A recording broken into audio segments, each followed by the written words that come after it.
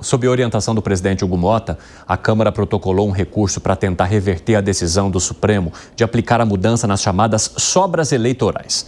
Vamos com a André Anelli entender essa história. Por quê, né, Anelli? Essas sobras eleitorais, elas começam a dividir, pelo primeiro assunto, digamos assim, os presidentes da Câmara e do Senado. O do Senado que é a sobra, que é que se aplique a questão do Supremo. Já a Câmara não pensa bem assim por causa das mudanças ali dos assentos, das cadeiras. Conta pra gente essa história, Nelly.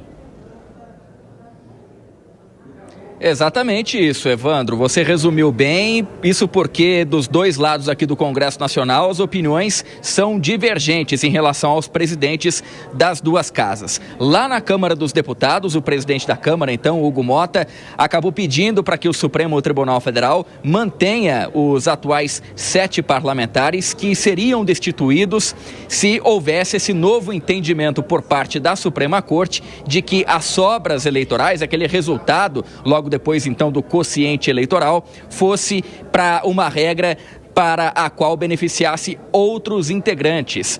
E do lado de cá do Congresso, o presidente do Senado, Davi Alcolumbre, já pede para que essa decisão seja adotada imediatamente, para que haja a substituição desses parlamentares, tendo em vista que o atual relator do Supremo Tribunal Federal, Cristiano Zanin, é a favor de que os parlamentares percam as vagas e outros 7 acabem, então, tomando os seus lugares. E é uma questão política que divide tanto Hugo Motta quanto Davi Alcolumbre, porque Alcolumbre tem em vista que desses 7, 4 são do Amapá, alguns deles que fazem oposição a ele no Estado. Então, politicamente, para ele seria mais viável, mais vantajoso.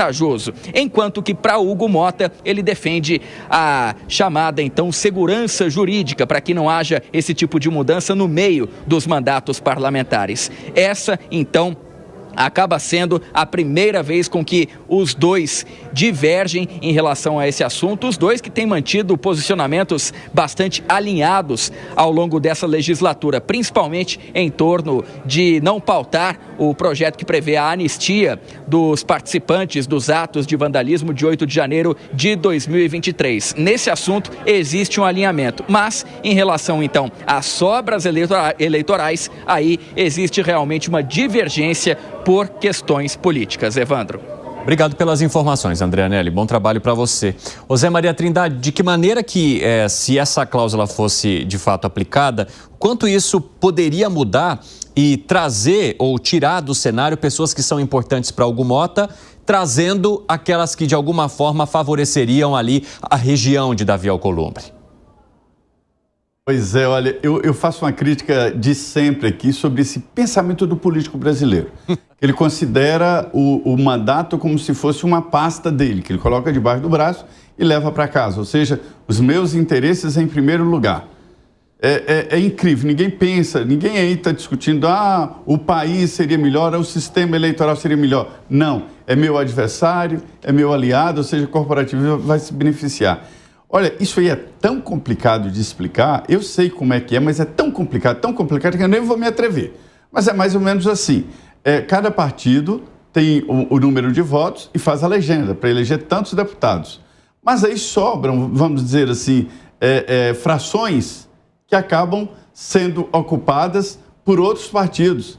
Mas só que a Justiça Eleitoral errou no cálculo e deu como vitoriosos parlamentares que depois, analisando melhor o que o Congresso aprovou, entendeu que não. Então, é desfazer um erro do Tribunal Superior Eleitoral. Não pode caber no que é melhor do que o meu adversário, mas sim colocar a regra real, né? A inteligência artificial funcionando muito bem. E aí o que acontece? Se transforma num joguinho de é melhor para o meu grupo, é pior para o seu grupo. Isso não pode acontecer. Os presidentes de poderes deveriam pensar como presidentes de poderes. Mas olha, isso aí eu estou fazendo só um desabafo. Eu sei que não muda nada, eles vão continuar com os mandatos como se fosse em prorrogação do seu orçamento. Exatamente, Zé. E em algum momento, né, Fábio Piperno, os parlamentares pensaram em algo que não fosse em si? Então é por isso que me surpreende, por exemplo, não me surpreende em nada esse movimento dos prefeitos lá, né? Reclamando, estão precisando das emendas e tal. O dinheiro não chega e vê se pode, né? Uns anos atrás, eles recebiam mais ou menos 10% do que eles recebem hoje. E, de repente, de uma hora para outra, eles se acostumam fácil, né? Aquela bolada toda, porque também é fácil se acostumar a bastante dinheiro, né? Isso vai, obviamente, garantir a eleição da maior parte dos deputados que nós temos hoje. Muito bem. Os deputados, eles não querem saber de perder privilégio algum. Então, imagina o sujeito que, por um determinado critério, chegou ao parlamento, né, tendo como caminho essas sobras aí. Aí alguém vai lá e revoga e fala, puxa vida, a coisa não é bem assim, a regra é outra, então você vai perder o seu mandato. É claro que tem, assim, uma mini-revolução, né? Vai conflagrar uma parte do parlamento.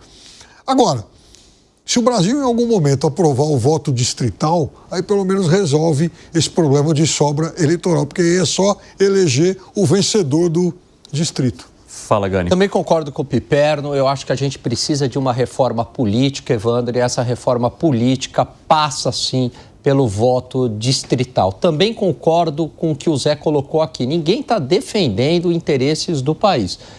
Estão defendendo interesses corporativistas do seu grupo político. E o Brasil tem um problema, que é essa mudança de regras a todo o tempo, Evandro. Então, passa a eleição, entre a eleição a gente tem a mudança de regra, aí muda o coeficiente eleitoral, aí tem a sobra eleitoral, aí depois você não sabe se a regra já passa a valer agora ou passa para a próxima eleição. E essa instabilidade, ela é muito ruim. É difícil a gente mensurar, né, o custo econômico dessa instabilidade, mas é claro que algum efeito isso acaba tendo, né? Essa instabilidade política, jurídica e eleitoral também. Arremate, Segré. Nós vemos que as prioridades dos congressistas estão muito distantes das prioridades da sociedade.